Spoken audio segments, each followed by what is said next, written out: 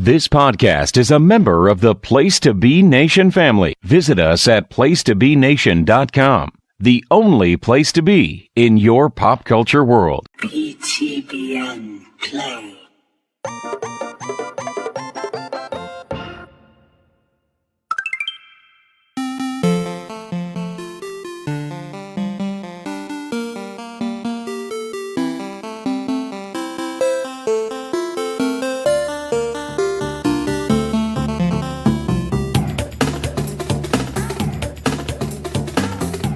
Hey everybody, welcome back to PTBN Play on the PTBN Pop feed. This is Brad, and I am with Jordan. Jordan, how are you? I'm great. How about you? I am doing well. We are continuing our top 4 Games Struck 4, our defining games, chronological look through video game consoles and what we've experienced. And Yes. we are today going to be talking about, we're keeping it in 16-bit. And no, it's not the TurboGrafx 16, although maybe we'll talk for a couple minutes at the end on that one. We didn't want to think anybody, we talked on the Genesis show a little bit about the Super Nintendo, which is what we're going to talk about today. We didn't want to leave anybody else out that was an NEC fan that had either a PC Engine in Japan or a TurboGrafx here. But we're going to talk about a big one today, and that's going to be the Super Nintendo. So Jordan, I'm going to start with you. Give us a little bit of background that you have on the system, and then I'll talk a little bit about mine, and we'll move into our top 4. Sure. So as we talked about in our last episode with Genesis, I was more of a Genesis guy growing up. We had Genesis first. I don't know that that's the only reason why. I think my age, the Genesis games appealed to me more. We talked about how Sonic and NBA Jam and even like Earthworm Jim, which was available on both systems, but still, just had that loud, lots of noise, lots of colors, lots of things happening type vibe. And then you switch it to Mario, which is a quality game series, of course, obviously stood the test of time. It's a little bit more, I guess subtle is a weird term to use for a game about a guy who kills turtles and, fights dragons or whatever. But, is Bowser a dragon? What is Bowser? I wouldn't say dragon. mean, he's got a turtle shell. Yeah. So, I mean, he's a Koopa. Yeah, that's a podcast for another day, I guess. There it is. Discussing We're going to unpack that. Yeah. We should ask Steve and Glenn that, right, for their questions. I would like to see Glenn debunk what Bowser and his family is. I would guess they'd settle on some sort of hybrid, but... Sure. Anyways, so yeah, we did have Super Nintendo and Genesis in the house at the same time. I couldn't tell you exactly when we got the Super Nintendo, but I know for a fact that I had it growing up because I remember a lot of games that we will talk about growing up. Some that we won't get to talk about, maybe briefly mention in honorable mentions. But for me, since Genesis came first, that was the one that kind of stuck with me as a child. But what I've found is as I've aged, I almost said grown up, but I really haven't grown up. Right. No. But as I've aged and gone back and played games, I prefer the Super Nintendo now. And I don't know if that's nostalgia kicking in. I don't know if it's because of the Super NES console that you can buy or things like that. But just as an adult, I tend to go back and play Super Nintendo games more than I would Genesis games. And actually, as I'm discussing this out loud, I think I know the answer. And I think it might be because my affinity for role-playing games has developed. Sure.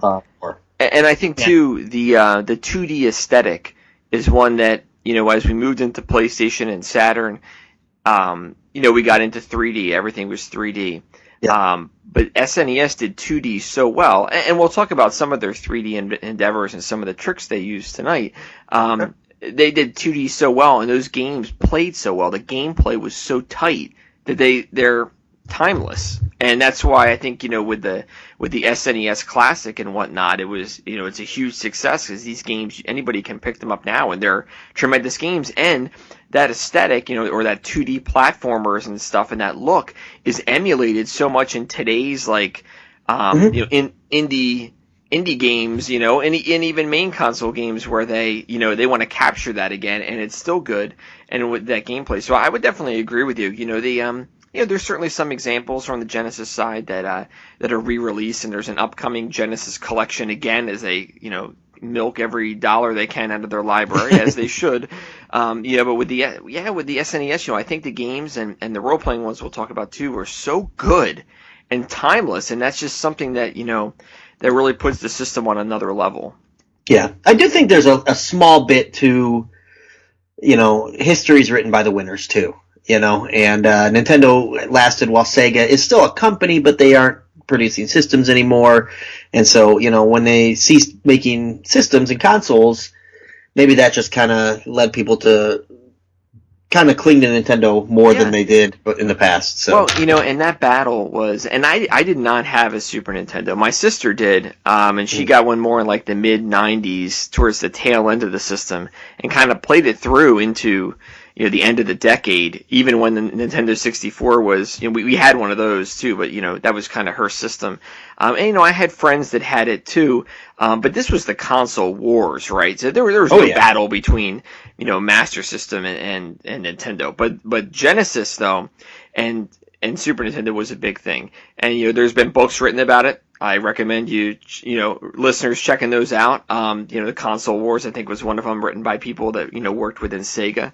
And so to kind of set the timetable for it, so the Genesis came out in 1989 in the U.S., which seems early when you think about it. Very early, yeah. Because Sonic came out in the summer of 1991, and that's important as like a tipping point because the Super Nintendo was released late in the summer of 1991. So that's really where like the battle began, because here comes, that's really where it needs to start. So they did have a 2-year lead time, but again, you and I are the same age. I didn't see anything with Genesis really pre-Sonic, very limited.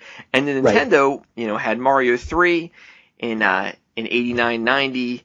I think I may be getting that wrong. And so they were still chugging strong, right? Because, they really were, the mass rollout to the U.S. was in 86. So really, the NES was only 4 or 5 years old, and how popularity, that curve comes up till it becomes mainstream. So really, the Genesis came out here when Nintendo was like at its peak, and so we really don't think about like Sega in 1989 and 1990 pre-Sonic. It really is kind of that jumping off point for them. But yeah, that was a big deal. And again, you're fortunate to have both in your house, and a lot of times people didn't.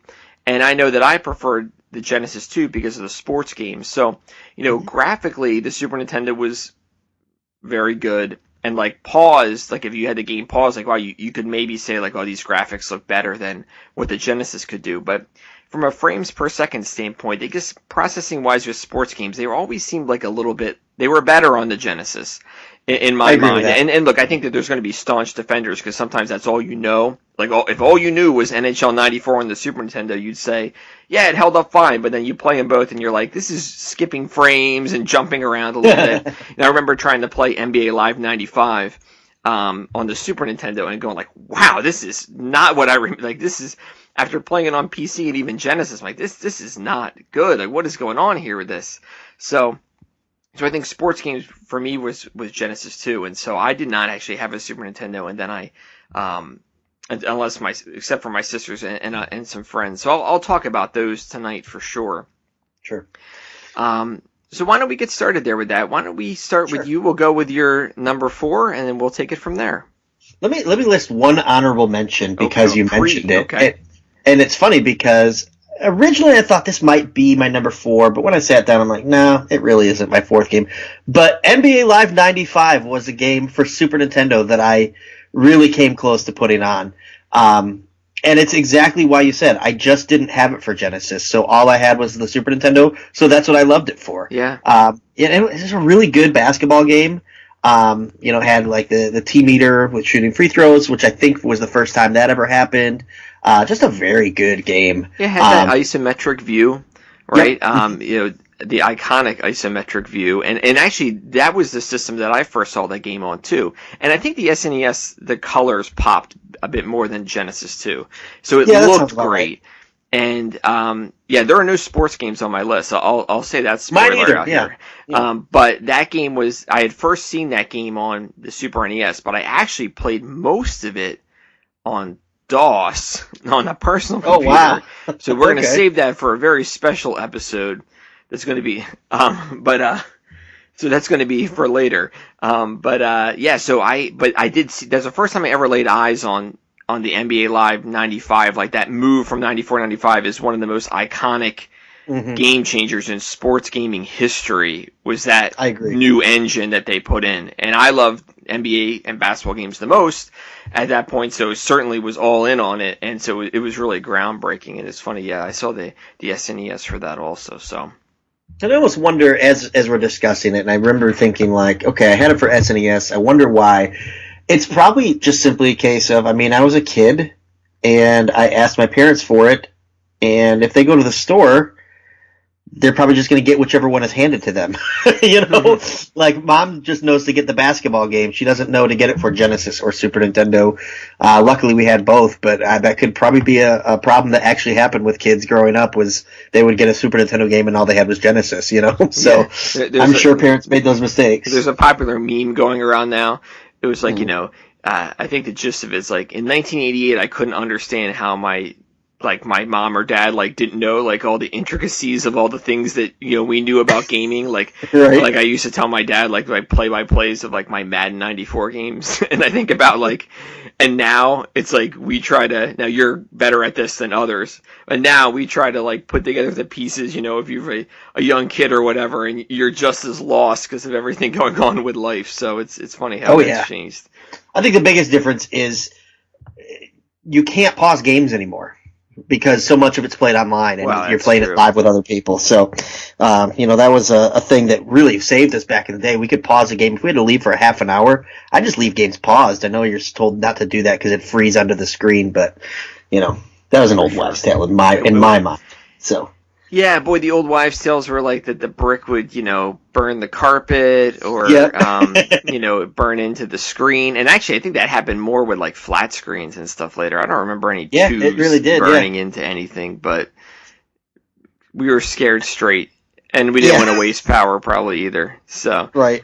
Anyway, let's get going with our list. Sorry to sidetrack us there, but my number 4 is a sequel to a Nintendo game that was actually on your list, and I went with, and this might be my first hot take of our series, I went with what I considered to be the better version of Punch-Out. I went with Super Punch-Out. Nice. I love Mike Tyson's Punch-Out. I think it's a great game, and it's definitely the more classic, more remembered game. But for my money, I would rather play Super Punch-Out. For a few reasons. Number one, it's not impossible, which I think does help. I mean, I love a good challenge, but we talked about this on the Nintendo episode. There's a difference between challenging and frustratingly impossible, and that's what Mike Tyson's Punch-Out was. Whereas with Super Punch-Out, it's basically the same mechanics. You're still Little Mac, and you're still fighting these cartoonish, colorful characters. In fact, I think Bald Bull, Super Macho Man are both still in the game.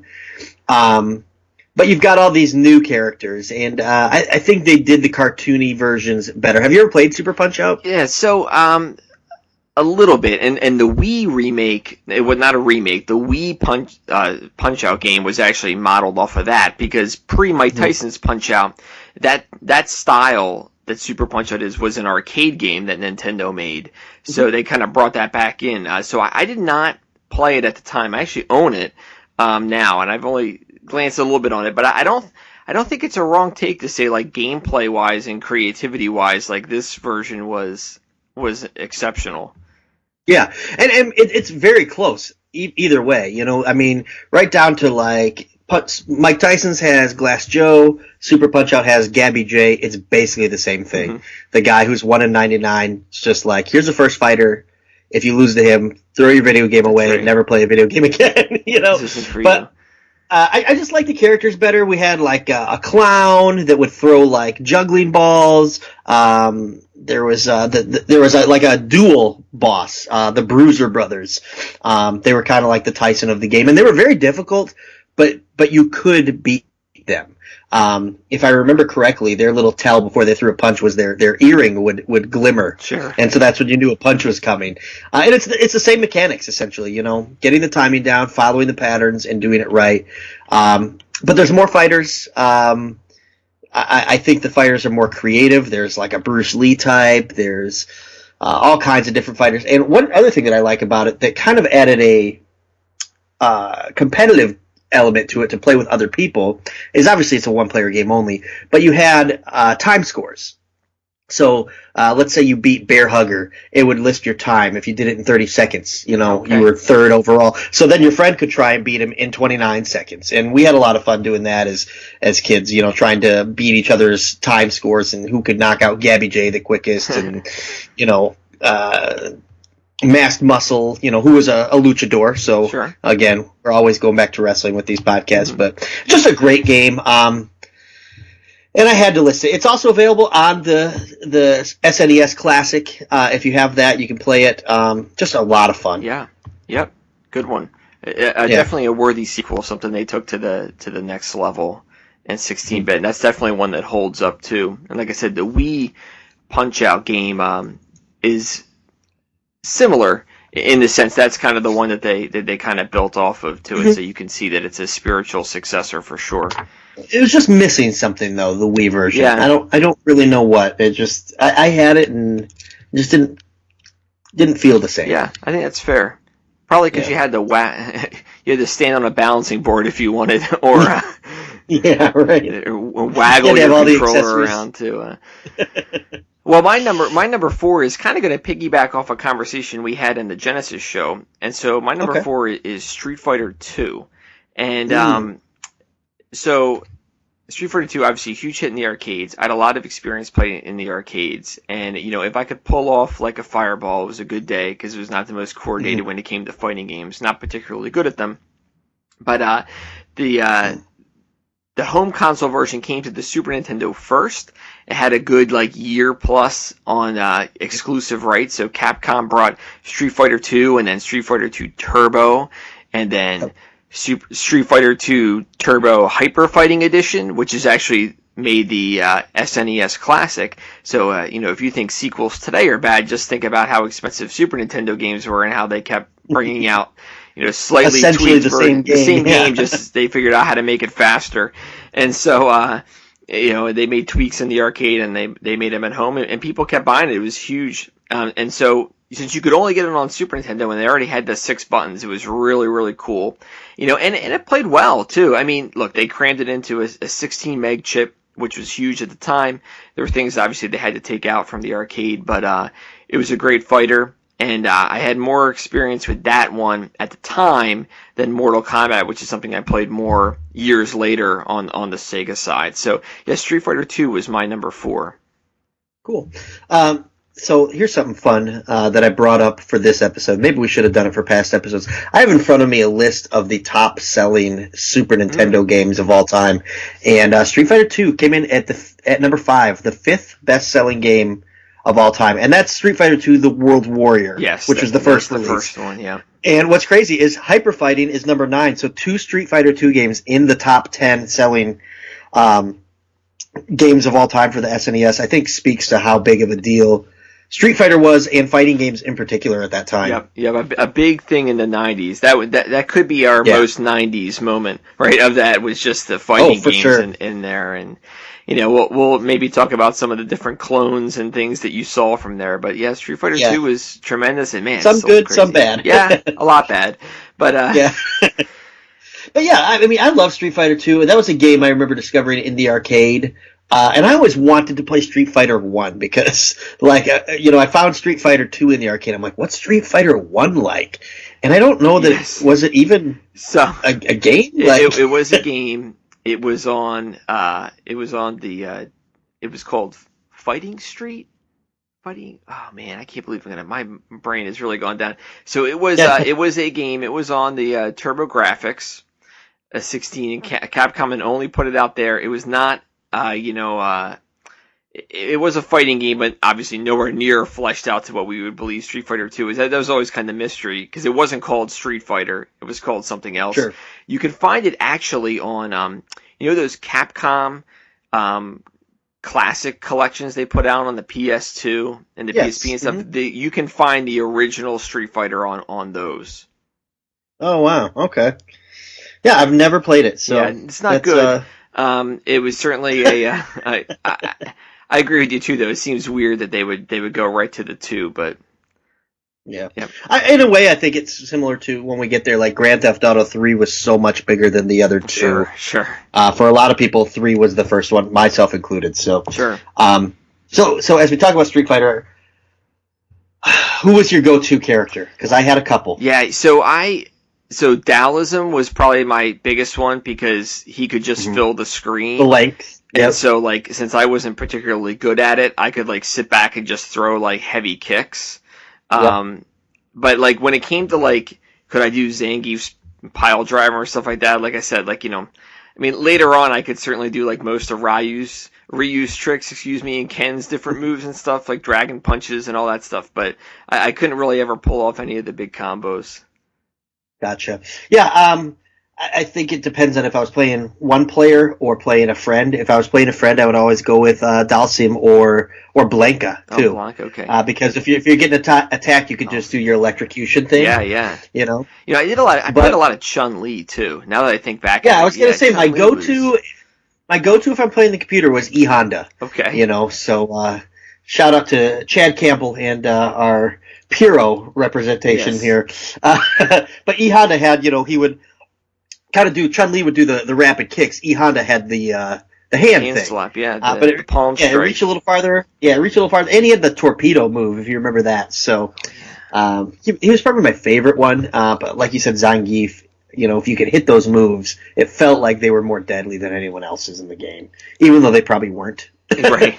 Like the pile driver and the power bomb and stuff. So, but yeah, great game. And I'm glad you listed it so we could talk about it. But so we're starting off with some fighting. Yeah, starting off with some fighting. So, and one quick note is too, and we talked about this with Mortal Kombat, was as the roster obviously expanded a bit. With hyper fighting, they added a couple more, and actually Street Fighter 3 didn't come out till the Dreamcast. They went in obviously different directions. And Alpha, which is obviously that's a great game, and we'll probably talk about that in the next generation. And then they started to expand the roster, but there is something quaint still to the original, very limited roster where, you only know these 10 guys, and you're going to Brazil to fight Blanca. Brazil! And I don't think I ever said Daoism. I'm trying to think of how you pronounce it. I don't think I've ever said that word out loud before, so that was a new thing for me. Like, when I said that, I was like, I've never spoken that word before. Yeah, it's one of those things where, going to wrestling, I remember for years and years I would read the name Chris Benoit in magazines, and until I saw him on television, I thought his name was Chris Benoit. There you go. Well, I had a big one where I was a huge U2 fan, and I honestly thought his name was Bono, and I was so tied into him when I found out it was Bono. I actually felt disconnected, and it was a different person, just because you've thought about this and listened to this and all the time, and you really make a connection to that. I made such a strong connection that when it changed, I was like, it was a little bit less for me. It was weird. I felt deceived in my own self, and then I was like, I don't really know that guy. I know Bono. I don't know Bono. Yeah, I don't like that new singer that they got. We're weird. Kids are weird. All right, you're number 3. My number 3 is one of the most well-known games of the system. I went with Donkey Kong Country. Yes, that is my number 3 also, so we're going to talk about them together. Cool. This might be the first time we've matched on an entry in. I think so. Yet. It's hard because it's quite a big library, but this is on my list. Yes, just an awesome game, and the graphics were very innovative at the time, which is funny. If you were to look at them now, they might look a little antiquated, but this was a Rare game, and Rare always kind of had a little bit of difference to the look and feel of games. But Donkey Kong Country, for anyone who has not played, is Donkey Kong, but not Donkey Kong like you would see in the arcade. This is Donkey Kong and Diddy Kong, exploring the lands, trying to find the banana horde, fighting people along the way. Just an awesome side-scrolling game. Good music. A lot of little side quests where you could find the 3 golden animals and do those bonus levels. But what I liked about it the most was the 1 and 2 player elements where you could switch back and forth between Donkey and Diddy, and you could even do like a 2-player type thing. Just an awesome game that I have gone back and replayed with my kids. My wife would play this one. This is one of those games that Nintendo is so good at that anyone can sit down and play. Not everybody can be really good at it, but everyone can figure it out. Yeah. And Donkey Kong Country is a game just like that. Yeah, so this had the, I'm going to use the word iconic again. It was these pre-rendered 3D graphics that Rare did. Yeah. And they, in doing a little light research, and look, you can find great retro video game shows like Retronauts and stuff to hear like really detailed talk about this. So I'm going to skim a little high level. But essentially, yeah, so Rare really pushed the envelope, and they came up with a way where they could compress graphics and make them look 3D and be really tight. And so when you watch this on this, and this was 32 megabytes, so it's double Street Fighter 2. And when you watch the game, you were like, what is this? Like, it looked like it was 3D. And it's not. It's a good trick. And there are a lot of tricks on the Super Nintendo. We'll talk a little bit about Mode 7 later on, which you could see, which made it look like 3D. But this was just a platformer that looked like it was 3D with unbelievable graphics. And this was a huge seller, too. You talked about that list there. I mean, I think, is it third all time? Yep. Yeah. Number 3. So, and this came out on Christmas '94, and just a huge, huge success.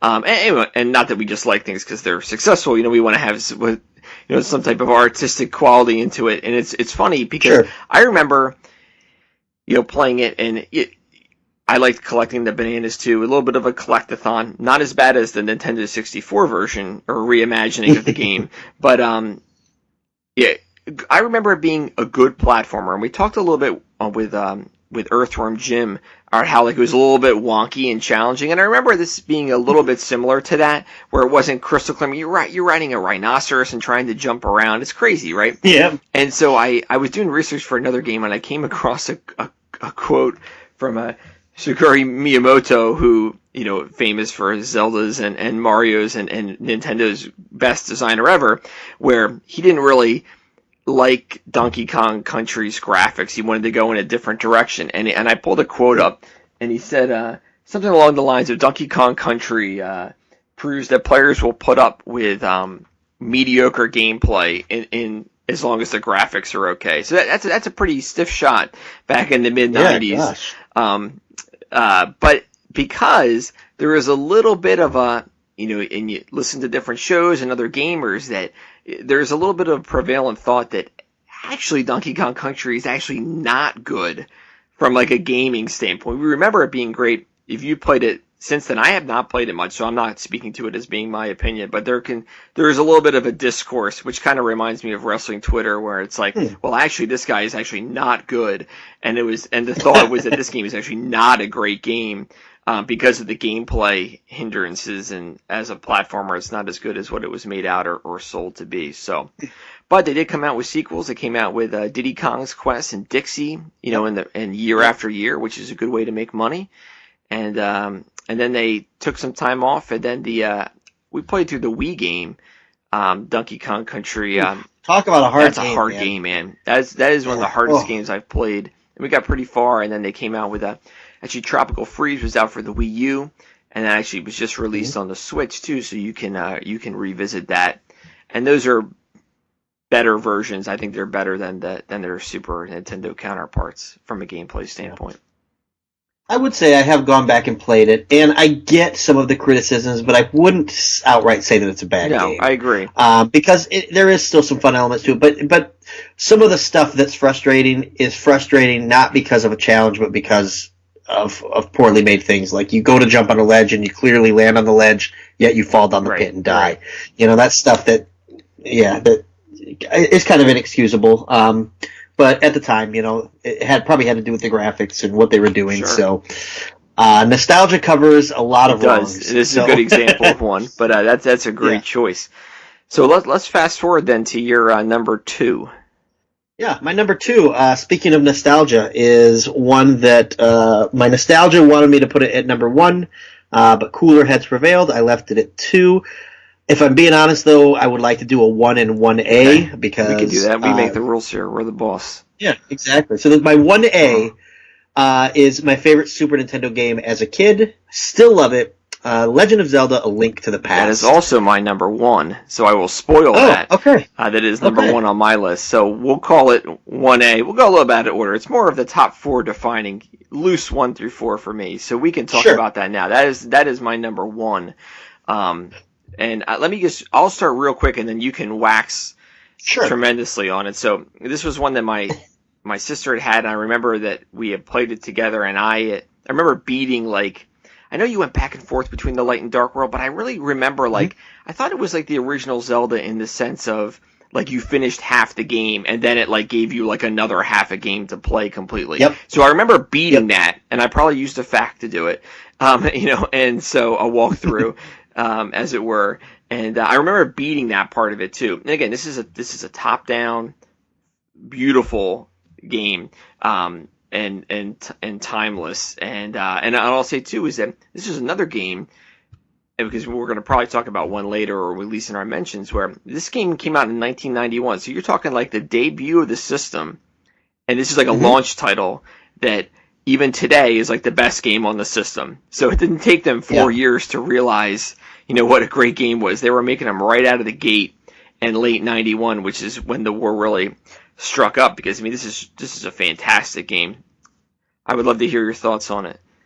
Yeah, I think that one of the biggest things that I love about it is that it righted the wrong of Zelda 2 from the NES, because if you remember, Zelda was my number one on the NES countdown, the original Zelda. Then Zelda 2 was just kind of like, what are you doing here? And they could have continued down the Zelda 2 path, but instead they kind of went back to the original Zelda. And this game, I think, is a perfect example of what Super Nintendo did compared to the original Nintendo. The improvements, the graphic improvements, the bigger games, the more quality stuff. It's just, it's if you love the original Legend of Zelda, I don't see why you wouldn't love this game.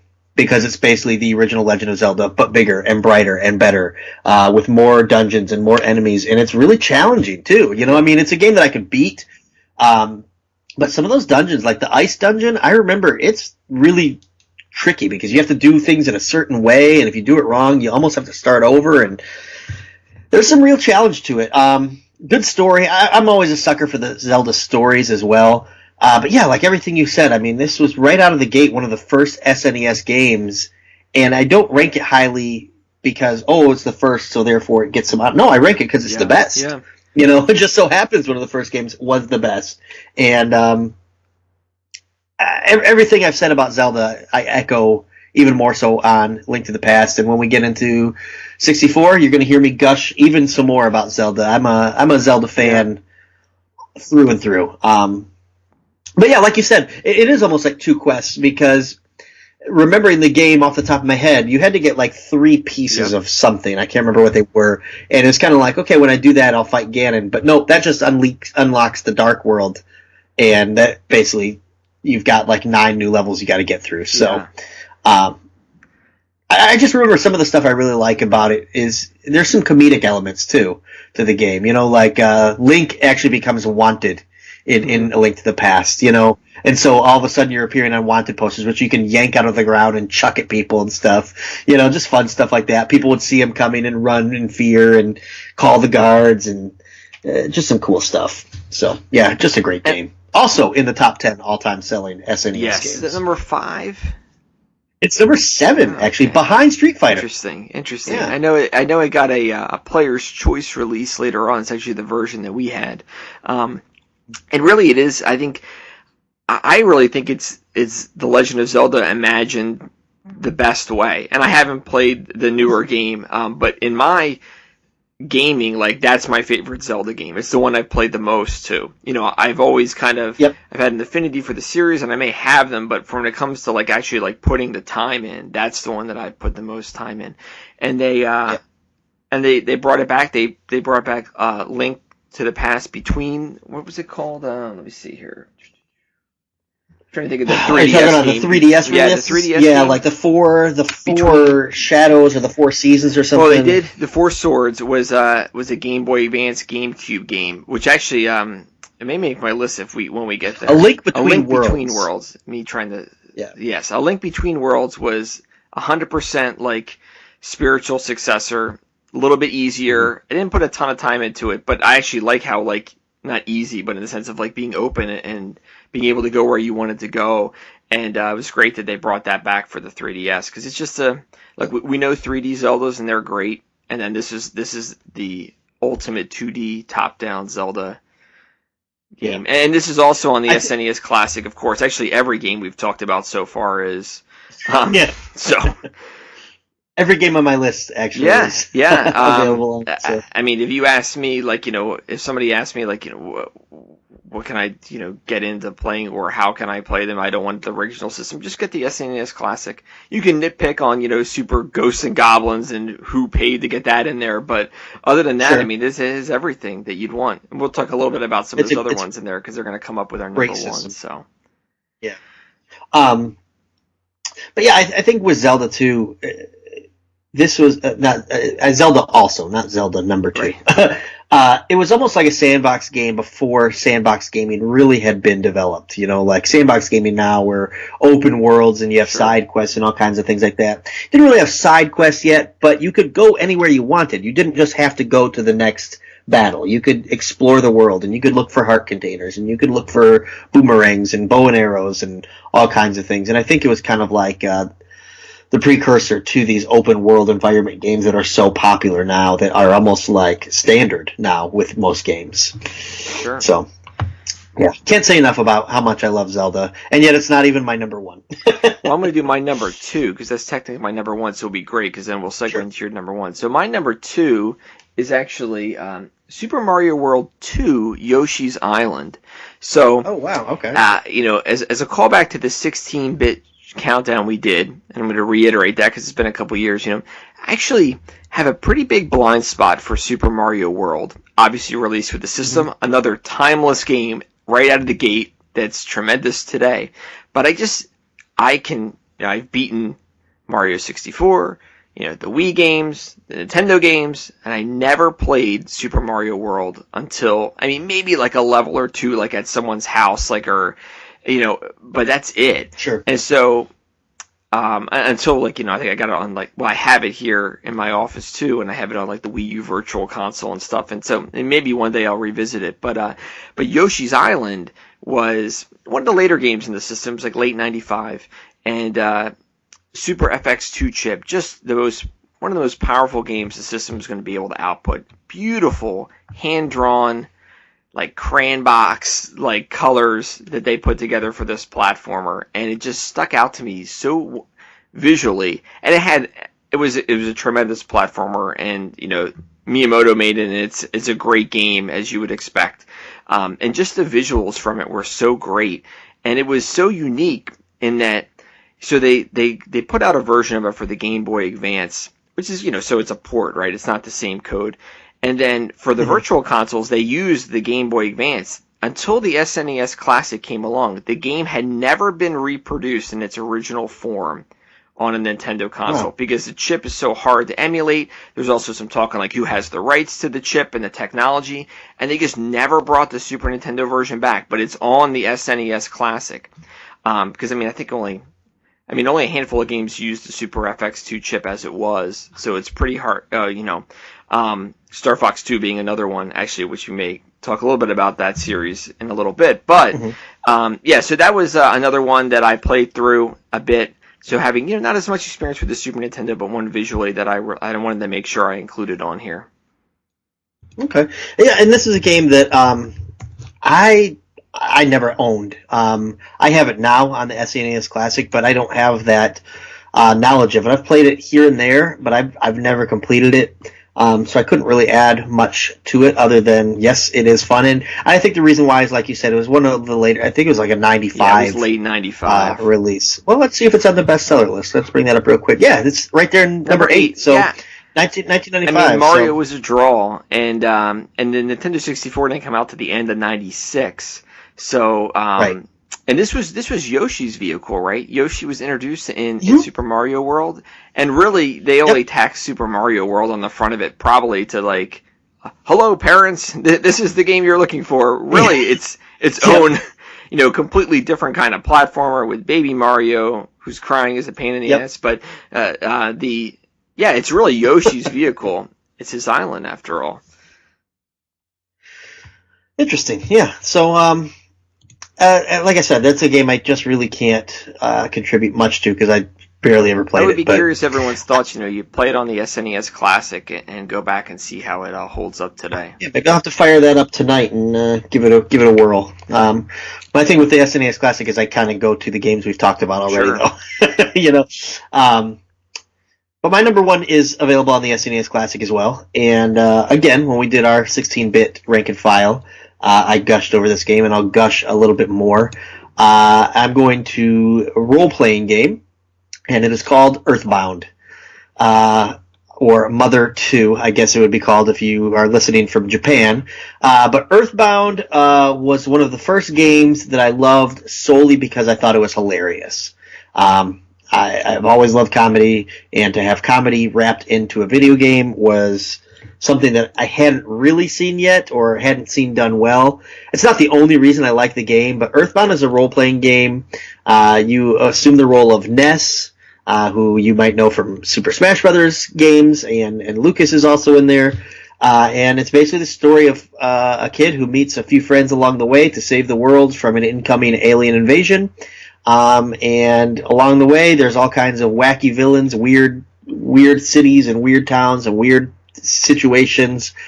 And it's basically a save the world role-playing game. You know, you level up, you get better weapons, and it's just great. Have you played this? I can't remember talking to you about it. If you have played it or not. I have not. But I played. Okay. When I wanted to get into it, this is one of the coolest things Nintendo did was they brought. So Mother 1 was a Famicom game that was canceled for the Nintendo, and they brought it out for the Wii U Virtual Console, and I bought it right away. Because anytime they did anything special like that, where they obviously put resources in to bring something out that was completely unique and not available in the U.S., they would try to like reward it with like the $10 purchase or whatever. And so I played a little bit of that, and I've seen and read a lot about the game. You know, it had a huge marketing push at the time, but it fell flat. Nobody bought it. They didn't market it well. I think they had like, what was it, like boogers and all this other stuff. Like, I'm trying to remember, like, Nintendo was weird in the mid-90s trying to keep up with Sega. You go back and look at some of their ads. It's marketing, they got their butts kicked.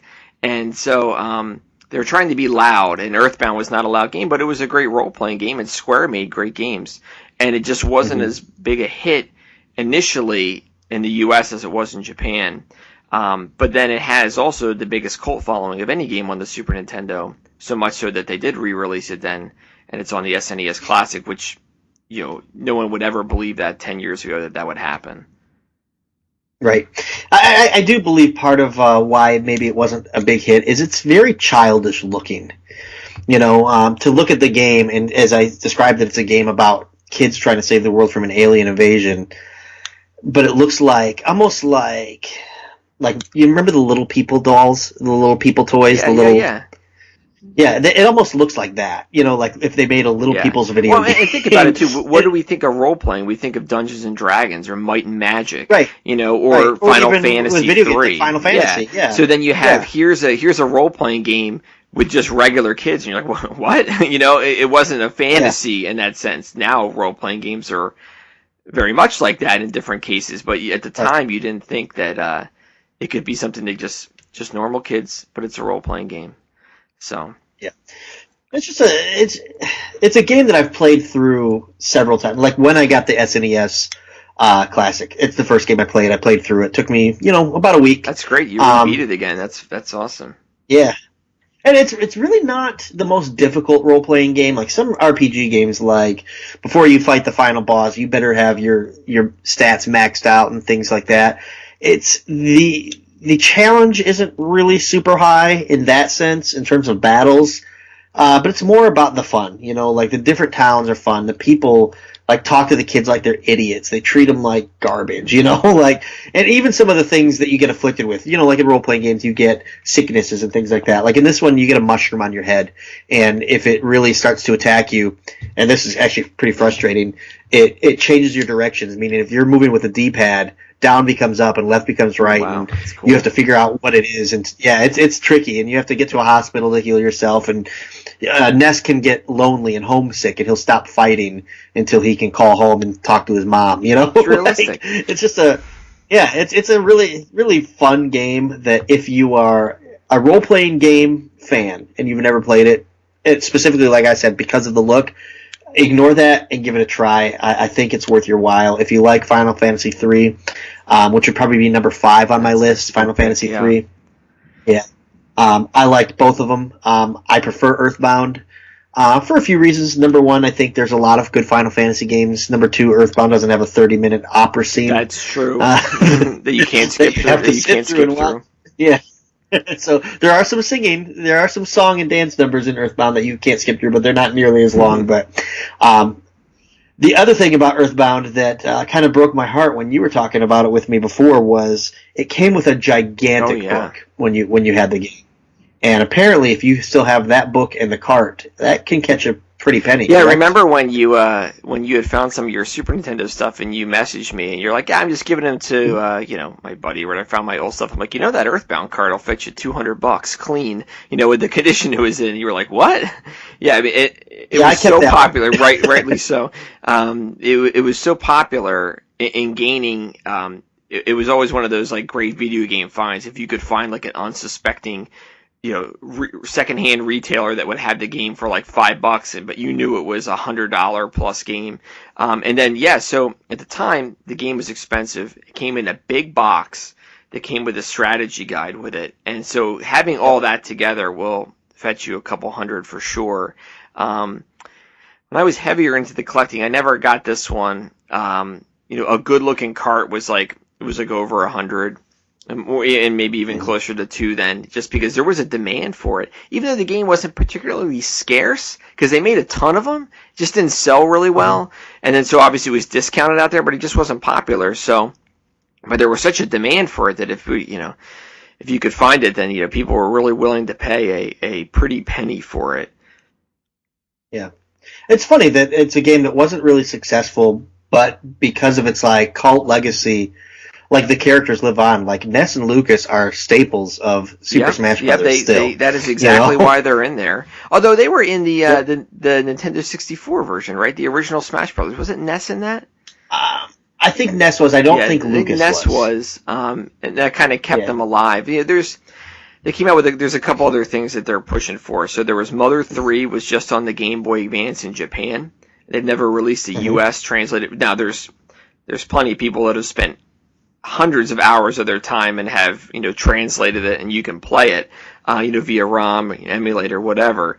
And then there's also was the famous kind of Earthbound 64, which was canceled in the U.S. There are some screenshots out there of that, and it was canceled unfortunately for the Nintendo 64. So people think that's like the holy grail out there is to find like the somewhat complete version of that game that was in production for some time. So as we're talking, I'm browsing through eBay listings just to see.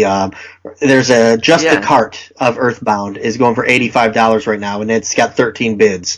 There's one with the cart and the booklet, but not the box, over $100, and there's still 5 days to go. Yeah, that really tells you right there that people are already in on it. And one of the things that I wondered if it would impact the price was what we talked about. So it came out on the Virtual Console for the Wii U first.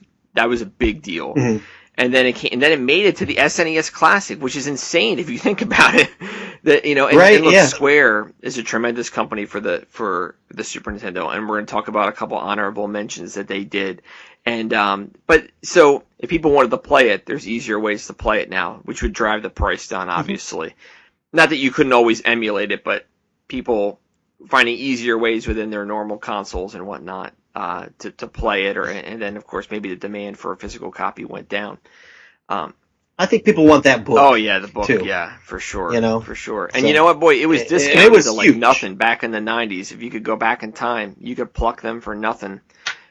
Yep, and just make a nice, comfy side gig. For sure. Selling Earthbound books. So, Earthbound is not on the list of top-selling SNES games, by the way. Let's segue real quick here to some honorable mentions and keep talking about Square. So you mentioned Final Fantasy III, which is a game I played a little bit of. I have it, actually. One of my favorite stories from game collecting, and again, I started game collecting back in like 94, was I worked at Hollywood Video one summer. It was the summer of 98 to 99. Yeah, no, summer of 98 must have been just straight 98.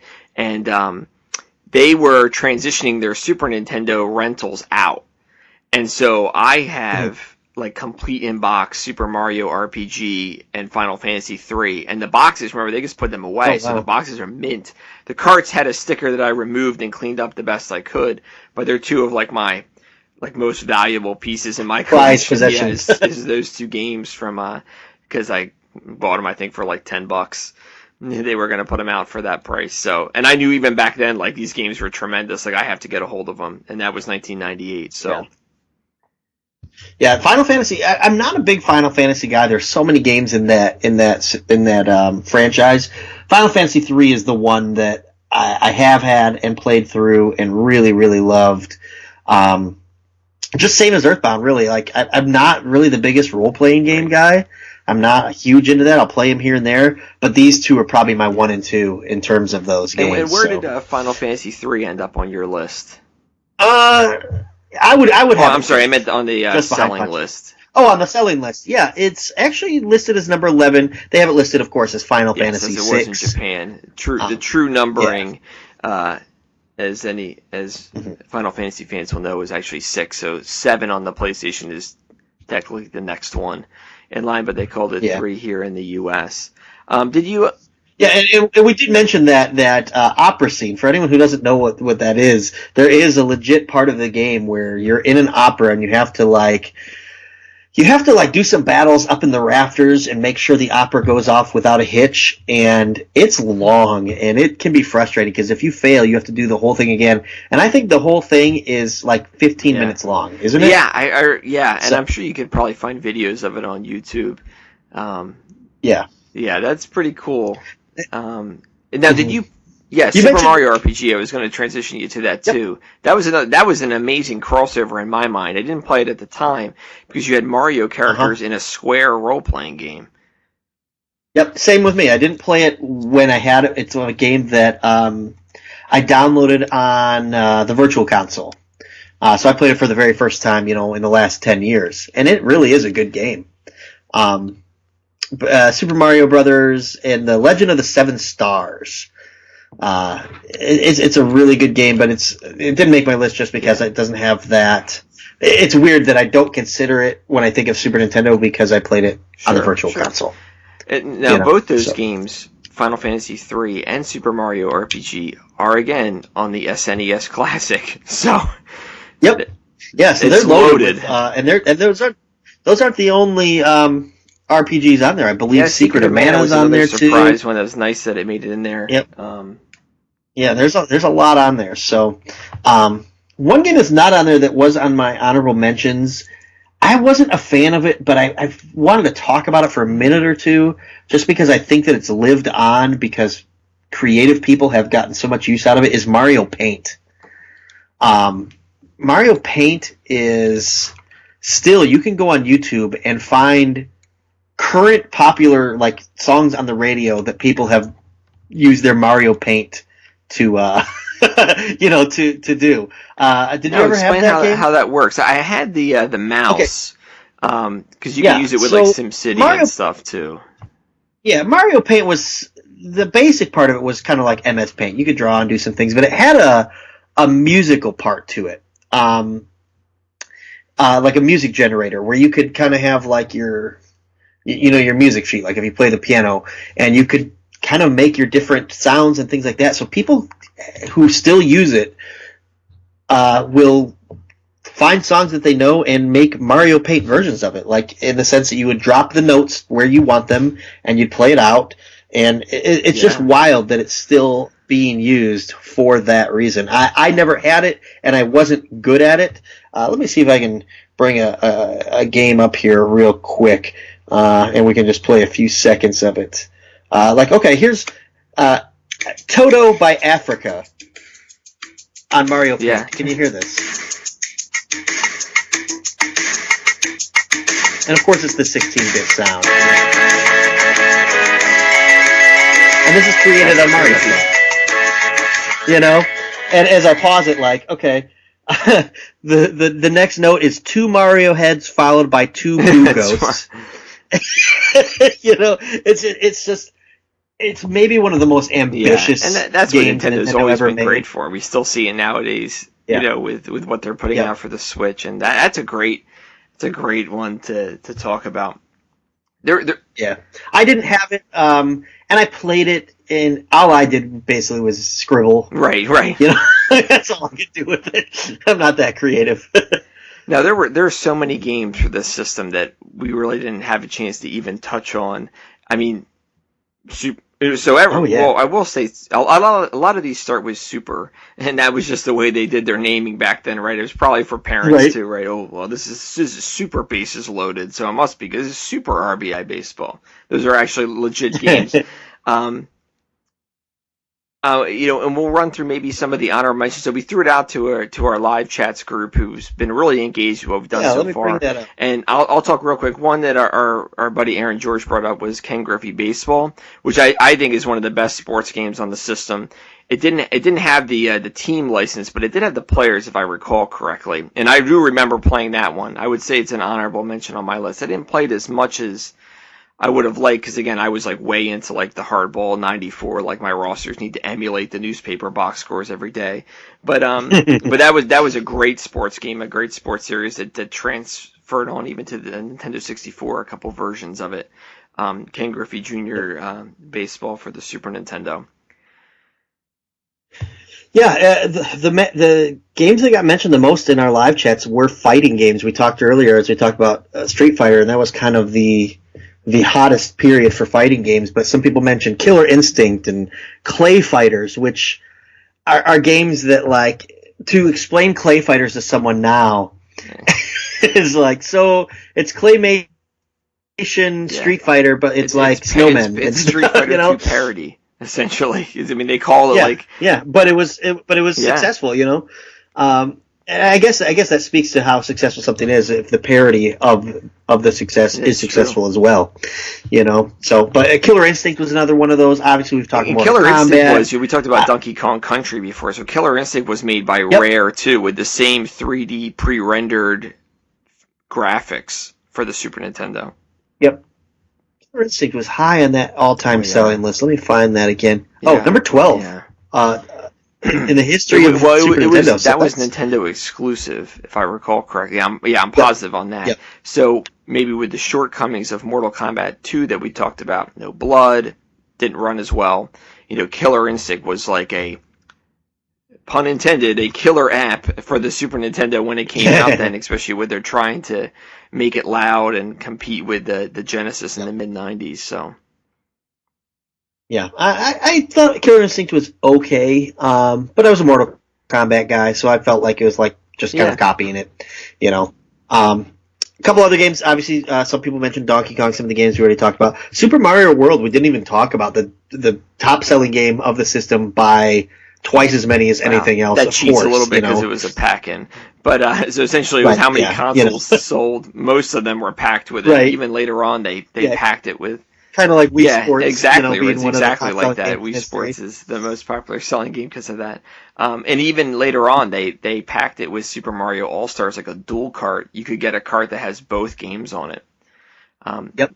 Yeah, we didn't talk a lot about Mario All-Stars when we talked about the Nintendo games and how Mario All-Stars was actually not good from a porting standpoint, even with its upgrade. But that Mario All-Stars is really technically one of the first compilations ever. Nowadays, like we want things like the Sega Genesis collection. Well, back then on the 16-bit, you could get all the Nintendo games, including the real Mario 2. It was huge.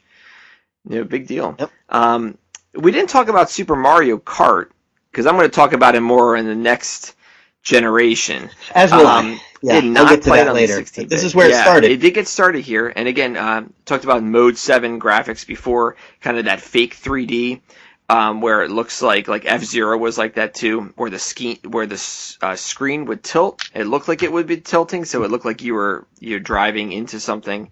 And Mario Kart made use of the same thing for that. But was never really a big fan of that there for the Super Nintendo. I think I even tried to play it a couple times since then. It didn't do much for me.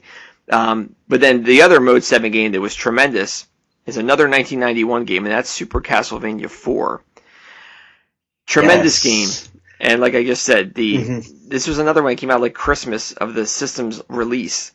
Unbelievable game, and the graphics were amazing, and all, and it used all the Mode 7 tricks they had.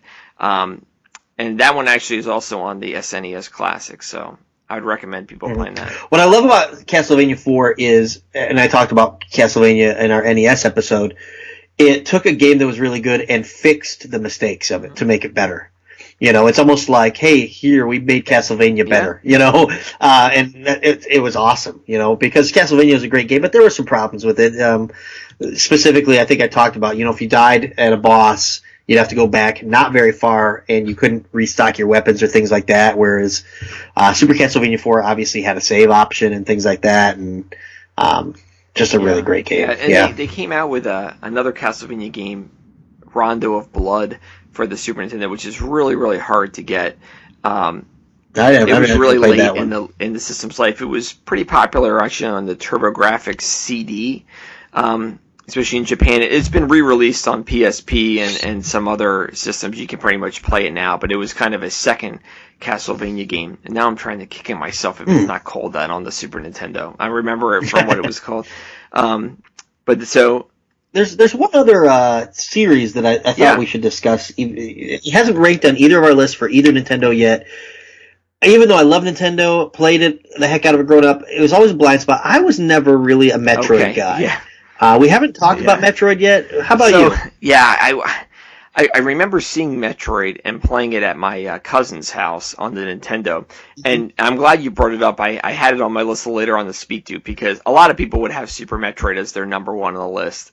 So it's kind of a glaring omission, but it really wasn't my thing either. And I never went back and played it, as much as it was hyped, and it was like, oh, you can get it on every virtual console. It's on the SNES Classic. I've actually never really played it, to be honest. I've watched some playing of it, but I haven't played it myself. Yeah, my brother and his friends really loved Metroid for the original NES. I don't want to say I didn't like it, but I just didn't get into it, and I think maybe because my skills weren't up to their level, so I'd watch them play and kind of do stuff with ease, and then I'd try and I'd fail, so it just frustrated me. So I just kind of put it off the side and never really dove into it, and to this day I won't even use Samus when I'm playing Smash Brothers. That's not entirely true. I do sometimes.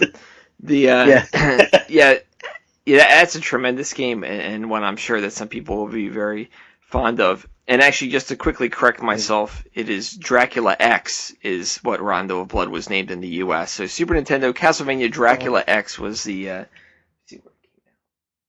Castlevania Dracula X. I'm just going to look at the box art and see if that's something that's familiar to me. Yeah, nope, don't remember this one at all. It was released in July of 95.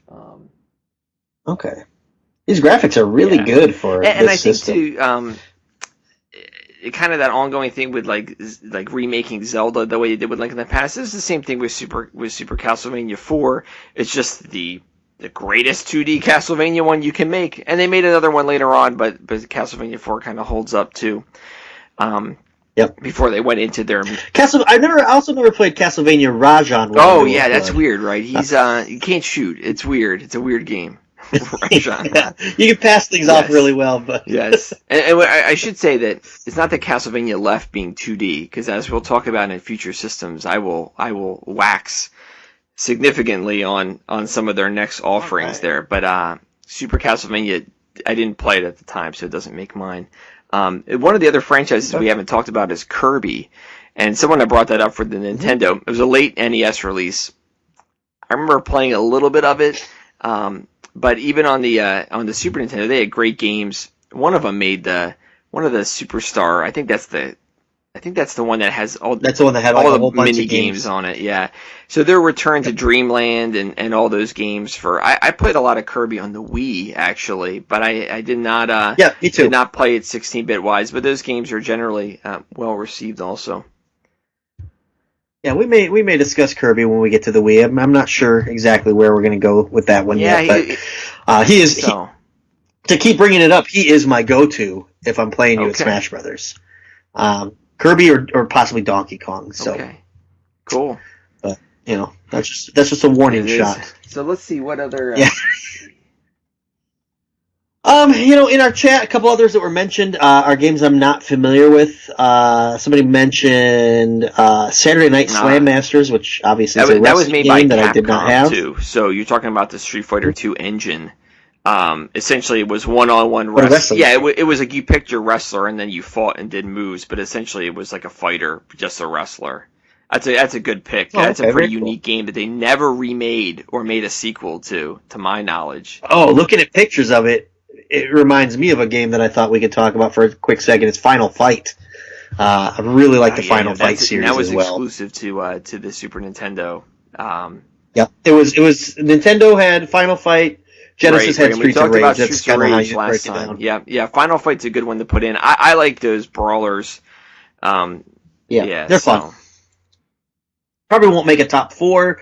You have to be really, really good. But Final Fight was a lot of fun. Basically, the Mayor Hagar has his daughter kidnapped, of course, and he's the burliest mayor I've ever seen in my life. So, sometimes you gotta get things done by just pounding some people. Yeah, absolutely. So, and there's one other that we wanted to bring up. It was Star Fox. So, obviously, one of the big things with the SNES Classic was the release of Star Fox 2, which was a game that was finished and then canceled. And so it had not seen the light of day for 21 years and then came out with the SNES Classics. That was a huge deal. And I will say that the original Star Fox is my most 90s game because while all these games hold up, that game does not. Right? So you remember those polygonal flight simulators you played on computers and it was a little slower because the Super Nintendo tried its best. And I played it. It's fine. I wanted Star Fox 2. Played a little bit of it. I actually had a reproduction card of one of the last builds that was available of it. It's a little bit different. Okay. I don't have an SNES Classic yet, so I probably will eventually get one to experience that on there. But yeah, I would say Star Fox is kind of that one kind of got left in 1993. Yeah, that's I considered it being on my list, but it's a game that just did not age well. Whereas we talk about maybe Donkey Kongs like that. I disagree with that assessment, but I think that's fair when it comes to Star Fox.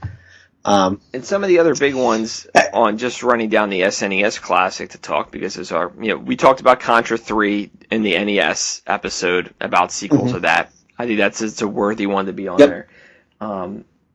Mega Man X was the and Mega Man. Gosh, was it 7? 6 and 7 came out on the Super Nintendo too, and then Mega Man X came out, and they were challenging games. And I always wanted to be into that series and game, and it was not one that I played. But the first one, they came out with X1, X2, and was X3 on the Super Nintendo too? I gotta look and see. We'll find out. I know there was a PlayStation one, but Mega Man X was another popular platforming series. Yep, Mega Man X3, late '95, so game. near the tail end. Yeah, near the tail end of the SNES. Available on eBay for $879.95. Good God! Oh, jeez. But yeah, I mean, there's so much to talk about. I mean. We went with 4 games because that was the original hashtag. I think talking 10, we're going to a 2-hour podcast, but we could talk about 50 games and I wouldn't get bored with it,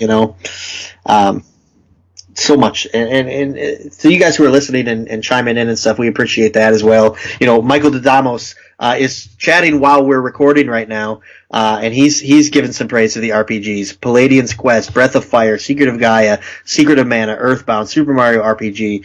The RPG lineup for Super Nintendo is really second to none. There's so much good stuff. Good games in there. More Square games that are iconic role-playing games for sure. You can't go wrong. Can't go wrong. So this was a great commercial for the SNES Classic and or your Virtual Console, which is not coming to Switch. But I think I think that was about it for me for games that I really wanted to touch on. I will say though, with Kirby's Dream Course made the SNES Classic, and that's actually a game I have played extensively from when I was doing different sports retro game reviews, and I actually did take a look at that one, which is kind of a puzzler mini golf game with Kirby and his enemies. It's certainly unique. You have to try it. It takes some patience. I'm not sure we have that kind of patience in our older age now, but I can imagine in the mid-90s when you could sit down and play things for hours on end, that it was pretty fun. Right. So. So if you're looking for some Super Nintendo games, I'm on Amazon.com right now, and the Super NES Classic is available for $99.50 if you have Prime. So you could get it tomorrow and spend, the rest of your week playing it. But of course, if you're going to buy it through Amazon, Brad, tell us how we should do that. That's a great segue. PlayStationNation.com/Amazon. All you have to do is just type that in, and it will revert you using our link, and that's how you can help support the site and its content creators. Mm-hmm. And the people that work behind the scenes when it comes to editing podcasts and whatnot. That's how we typically thank our friends that are all doing this, and giving their time, because we enjoy and love what we do. So, yeah, that would be great if you're still looking for that SNES Classic. Yeah, and it'll help us raise the funds to buy the Earthbound book. Yes. So. Jordan can finally have his strategy guide, which I'm sure you can find image somewhere online, but it's just not the real thing, guys, okay? Well, the original strategy guide had scratch and sniff. Yes, that's true. I'm not scratching any. That's true. So. That's true. All right, so let's talk about real quick where we're going to go next. That's what I was we'd like to draw you, straws here. And so, I did hint a little bit in the beginning, we were not going to do a TurboGrafx 16 show. My experience with that system growing up, I did have the one friend who had it amidst other systems. He had a Turbo Express, which was a handheld, which played the same games, similar to the Nomad that we talked about, but it was wild at the time and incredibly expensive. But Toys R Us, rest their soul, they had bought in on that, and you could find TurboGrafx 16 stuff there, and it was more popular in Japan, and it did pretty well there into the 90s. You can find some stories online on that system and NEC and how they went through with Bonk and things like that. But I don't have a top 5 there. I will say that if you enjoy the system, if you enjoy shooters, shmups, that's an unbelievable system for it. And but we're going to skip over that one. But if you have a top 5 for that, feel free to share it with us. And then next we're going to move to the next generation, and I don't have a Saturn list. We could talk about some of the pitfalls there, but I do have a PlayStation list. It's going to be a pretty long show. Yeah, we got PlayStation, we got N64. Yeah, then we'll do N64. We'll go chronologically a little bit, but I think we're going to skip over. Saturn was first in the U.S., in the, obviously, epic blunder. But we are not done with Sega systems. We are not. Because we will be returning to the Dreamcast. Down the road. Mm-hmm. Yeah, I'm comfortable with moving past the Sega Saturn. Never owned it.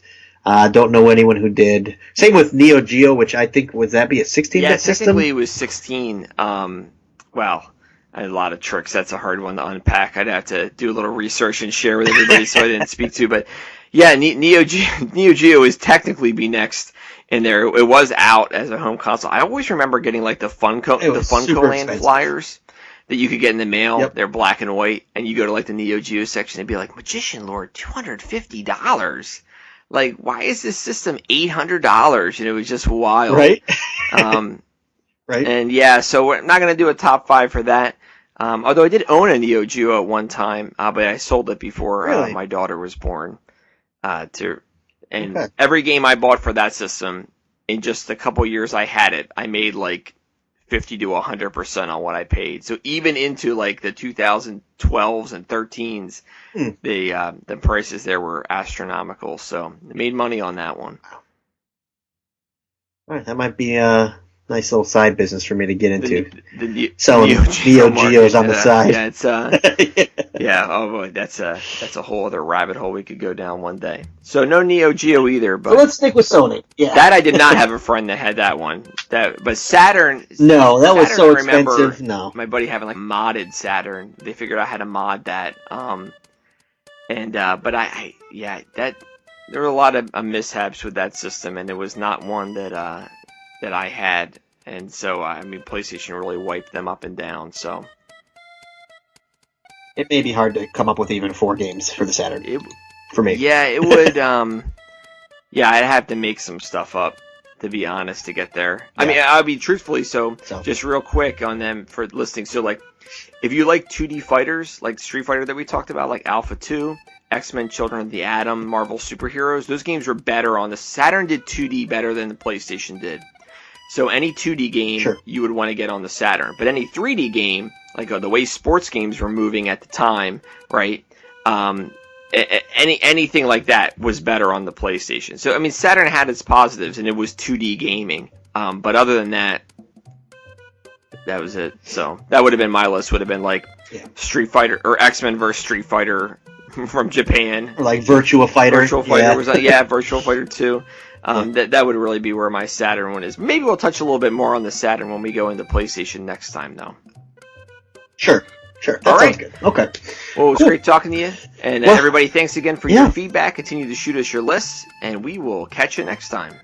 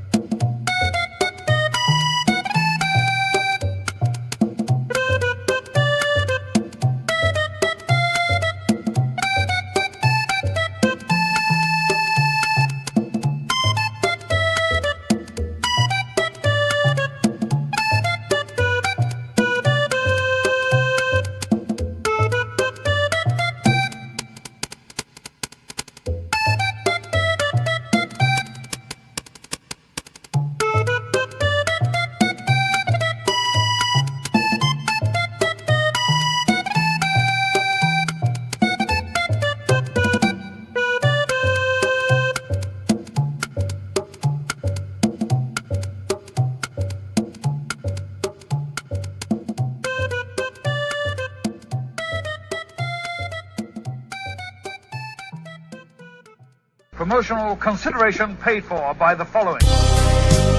Hey, pro wrestling announcer Kevin Kelly here. I want to make sure you are all subscribed to all the great feeds here at Place to Be Nation. It's really easy to do. Just head to iTunes or your preferred podcatcher app today and search and subscribe to the Place to Be Nation wrestling feed, which of course includes the full archives of the Kevin Kelly Show, the Place to Be Nation pod feed, and the Pro Wrestling Only feed. Subscribe, listen, and then rate us and leave feedback today.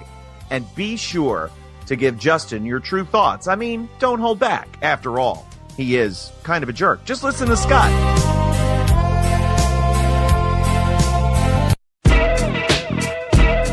Place to Be Nation's JT Rosero and Chad Campbell here. We want to let you know that we have a ton of great podcasts available to you on iTunes, Stitcher, Google Play, and PlaceToBeNation.com. We offer them to you on two great feeds. On the Place to Be Nation Wrestling feed, we bring you the Mothership, the Place to Be podcast, along with Main Event, Survey Says, the Monday Night Wars, and our monthly pay-per-view reaction show, as well as Jeff Learns Wrestling.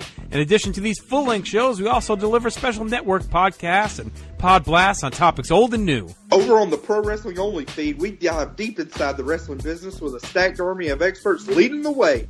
The feed features potpourri shows such as This Week in Wrestling, Greetings from Allentown, Match of the Week podcast, and the Military Industrial Suplex.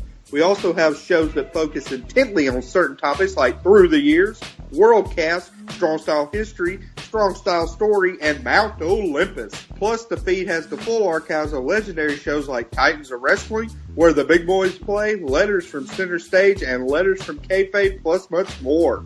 And on our very popular Place to Be Nation Pop podcast feed, we offer such great shows as Talkin' Pop, the Glenn Butler Podcast Hour Spectacular, NBA Team, PTBN Play, Sunday Groove, Breaking Balls, and Lucha Undead. As well as a veritable podcast heaven for comics fans. With the Hard Traveling Fanboys, Sellers Points, Todd Weber's Conversations, Geek and Sassy, and Marvel Age Podcasts. You can find all of these current shows, plus archives of our past podcasts, including The Kevin Kelly Show, as well by subscribing to both feeds on iTunes. And while there, be sure to rate and leave feedback today. All these shows, plus others, available at PlayStation.com, where we cover pro wrestling, sports, movies, comics, plus in-depth stretch projects, and more. Be sure to support our site by using PlayStation.com/Amazon when doing your online shopping, and download our free PTB Vintage Vault Refresh ebooks via the links on our site. We also want to thank our friends at Boneheads Wing Bar in West Warwick, Rhode Island, and Fall River, Massachusetts, and thehistoryofwrestling.com. Be sure to follow us on Facebook, Twitter, Instagram, and Tumblr as well. PlayStation.com, the only place to be in your pop culture world.